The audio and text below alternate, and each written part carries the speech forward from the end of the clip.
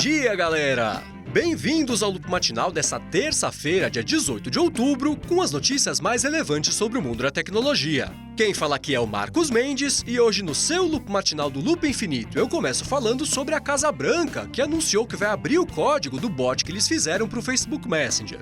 Esse bot permite que os cidadãos americanos mandem mensagens diretamente para o Obama, que recebe isso numa espécie de clipping de cartas e outras comunicações que a população manda para ele.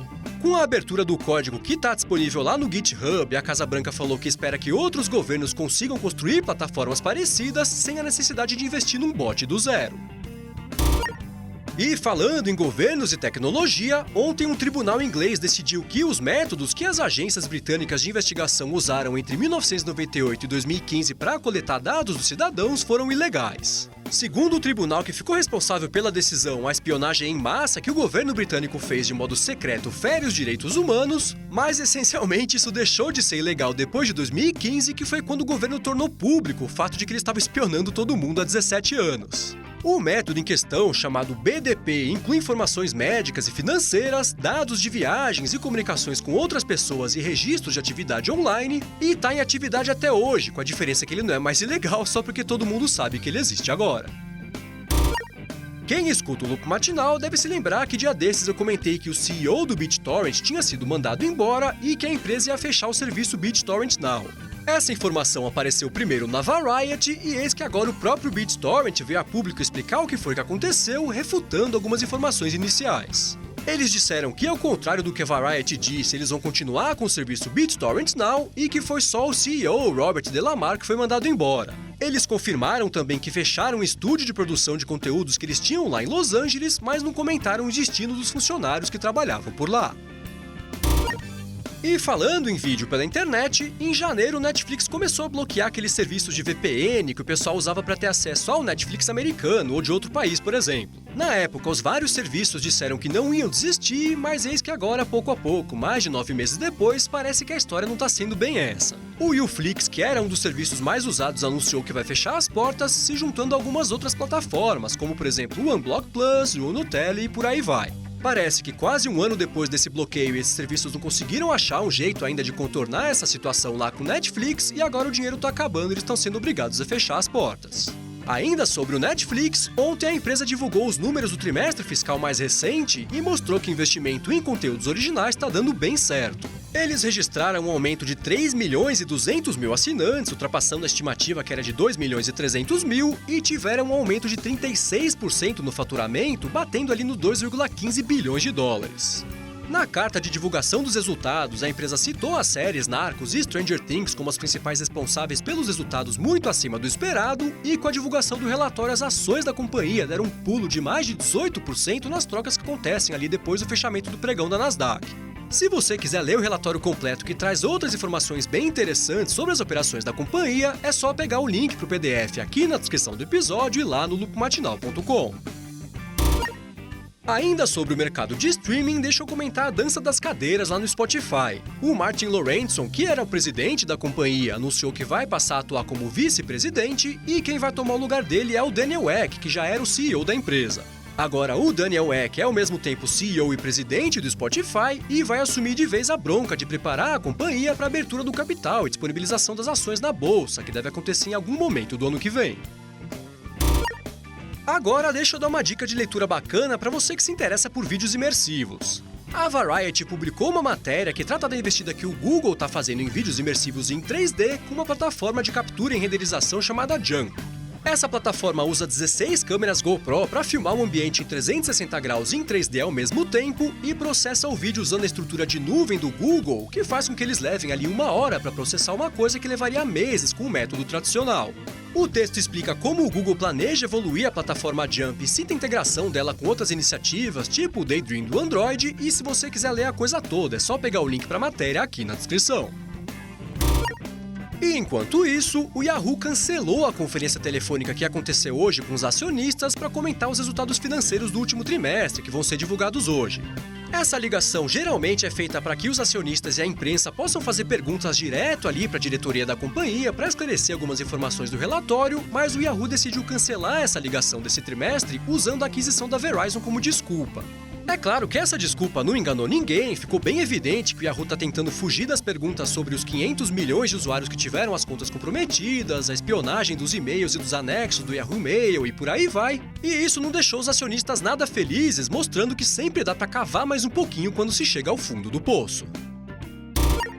E agora o assunto é a Samsung e o site Sun Mobile, que descobriu um site que mostrava um Chromebook que a empresa está prestes a lançar, chamado Samsung Chromebook Pro. Esse site, que já foi tirado do ar, dizia que o Samsung Chromebook Pro vai contar com um processador Hexa-Core, 4 GB de RAM e 32 de armazenamento, 2 portas USB-C, tela 2K de 12,3 polegadas e uma dobra ali na metade para esconder o teclado atrás da tela e usar ele como um tablet. O site também mostrava que o Chromebook da Samsung vai ser lançado com uma stylus, o que é uma novidade para computadores dessa linha. Ele deve ser lançado custando $500, mas por enquanto ainda não tem informações sobre a data de lançamento ou os países que vão receber. Ainda sobre novidades da Samsung, a empresa anunciou uma atualização da linha Tab Pro S com um novo tablet na cor dourada e com 8 GB de RAM, que é o dobro em relação ao Tab Pro S atual. Ele custa $1.000, ou seja, $200 a mais do que o Tab Pro S original, e já está à venda lá nos Estados Unidos, tanto pelo site da Samsung quanto no varejo, em lojas tipo a Best Buy.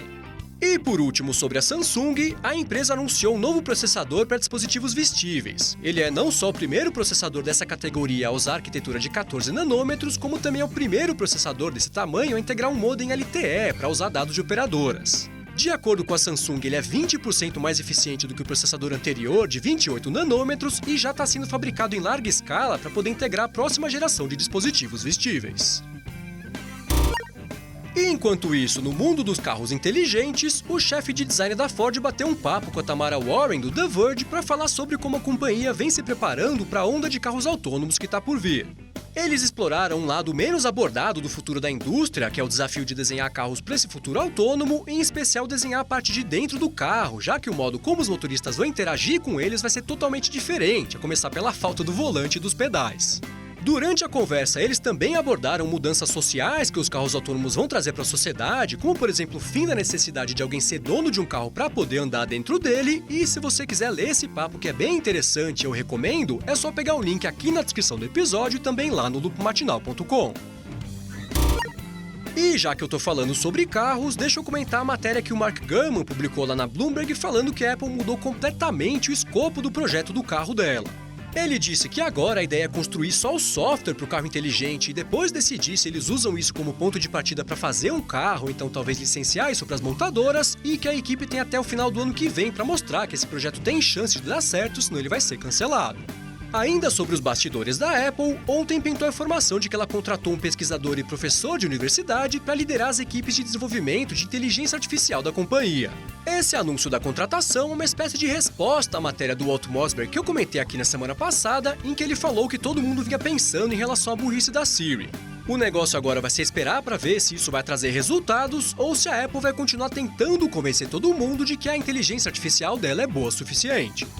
Ainda sobre a Apple, deixa eu comentar duas curiosidades interessantes. Primeiro, sobre aquele negócio da Apple tirar os cabos de segurança dos iPhones lá nas lojas, pintou lá no 95Mac uma matéria falando que os iPhones das lojas têm um iOS modificado que basicamente mata o aparelho quando ele sai do alcance do Wi-Fi. Já a segunda curiosidade é do botão Home dos novos iPhones.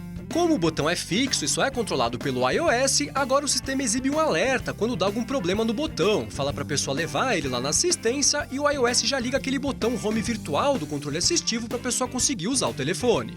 E falando nos novos iPhones, ontem a Apple publicou o iOS 10.0.3 só para esses novos aparelhos para resolver uns problemas de perda de sinal com algumas operadoras. A rigor, esses problemas só vinham acontecendo com algumas operadoras dos Estados Unidos, mas a Apple liberou a atualização no mundo inteiro só para garantir. Ela também liberou o quarto beta do iOS 10.1 para os desenvolvedores e para a galera do beta público, mas ele não trouxe nenhuma novidade de interface ou recurso em relação ao beta anterior. E por último, sobre a Apple e fechando o episódio de hoje, o Mac Magazine publicou ontem a provável tabela dos preços do iPhone 7 e 7 Plus aqui no Brasil.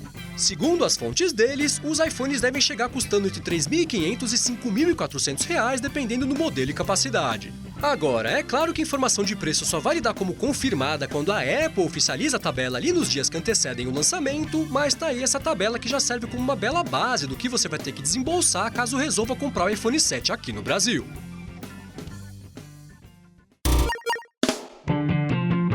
É isso aí, galera. O Loop Matinal do Loop Infinito vai ficando por aqui. Se você quiser se inscrever no canal do Loop Infinito no YouTube, o link tá aqui na descrição do episódio e lá no loopmatinal.com, junto com todos os outros links das notícias que eu comentei hoje. Já se você quiser falar comigo no Twitter, é só procurar por MVC Mendes que eu tô sempre por lá. Obrigado pela audiência e eu volto amanhã de manhã. Falou!